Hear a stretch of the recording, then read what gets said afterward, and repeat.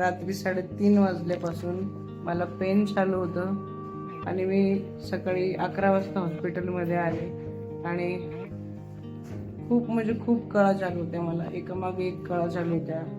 पण तर मॅडम मला पेनलेस डिलिव्हरी करूया. मला पेनलेस डिलिव्हरी विषयी ऑलरेडी माहीत होतं, मी स्टडी केलेलीच होती, त्यामुळे मला पेनलेस डिलिव्हरी करायचीच होती. सो मग आम्ही पेनलेस डिलिव्हरी केली आणि माझा एक्सपिरियन्स म्हणजे मी खूप हॅपी आहे. तुम्ही सुद्धा पेनलेस डिलिव्हरी करा, कारण पेनलेस डिलिव्हरीचा एक्सपिरियन्स घेतला, त्यात पण मी नॉर्मल डिलिव्हरी झाली आणि बाळ कसं बाहेर आलं मला कळालं सुद्धा नाही. मला अक्षरशः त्रास सुद्धा झाला नाही बाळ बाहेर येताना. आणि ज्या पेनलेस मला इंजेक्शन दिलं आणि त्रास पण झाला नाही. कळा कशा येत होत्या हे मला समजत सुद्धा नव्हतं. एकदम थोडंसं नॉर्मल दुखतं, फक्त नॉर्मल कळ येते तेवढंच, बाकी काहीच त्रास होत नाही. 100% पैकी 90% ते 95% कळा आलेल्या कळतच नाही, एवढा फरक असतो.